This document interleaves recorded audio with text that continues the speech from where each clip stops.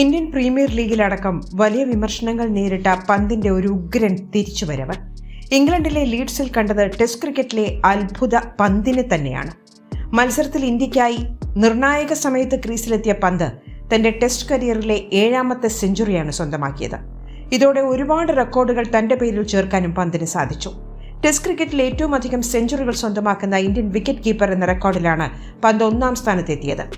Indian താരം മഹേന്ദ്ര സിംഗ് ധോണിയെ മറികടന്നാണ് ഈ റെക്കോർഡിൽ പന്ത് 1ാമതെത്തിയിരിക്കുന്നത്. ഇതുവരെ ടെസ്റ്റ് ക്രിക്കറ്റിൽ 7 സെഞ്ചുറികൾ സ്വന്തമാക്കാൻ പന്തിന് സാധിച്ചിട്ടുണ്ട്. 6 സെഞ്ചുറികളാണ് മഹേന്ദ്ര സിംഗ് ധോണി തന്റെ ടെസ്റ്റ് കരിയറിൽ സ്വന്തമാക്കിയിരുന്നത്. 3 സെഞ്ചുറികൾ ടെസ്റ്റ് മത്സരങ്ങളിൽ ഇന്ത്യയ്ക്കായി സ്വന്തമാക്കിയ വൃദ്ധിമാൻ സാഹയാണ് ഈ ലിസ്റ്റിൽ 3ാം സ്ഥാനത്ത്. മാത്രമല്ല, ടെസ്റ്റ് ക്രിക്കറ്റിൽ സിക്സർ റെക്കോർഡിൽ മഹേന്ദ്ര സിംഗ് ധോണിയെ പിന്നിലാക്കാനും മത്സരത്തിലെ പ്രകടനത്തിലൂടെ പന്തിന് സാധിച്ചു.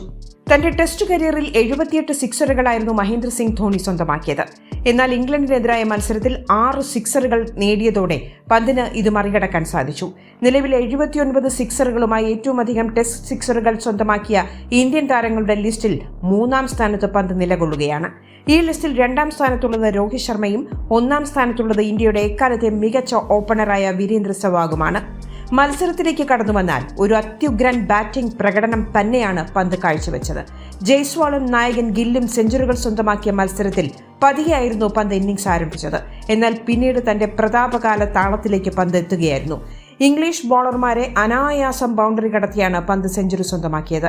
178 ബോളുകൾ നേരിട്ടാണ് പന്ത് 134 റൺസ് മത്സരത്തിൽ നേടിയത്. 12 ബൗണ്ടറികളും 6 സിക്സറുകളുമാണ് ഋഷഭ് പന്ത് എന്ന ടെസ്റ്റ് മാന്ത്രികന്റെ ഇന്നിംഗ്സിൽ ഉൾപ്പെട്ടത്.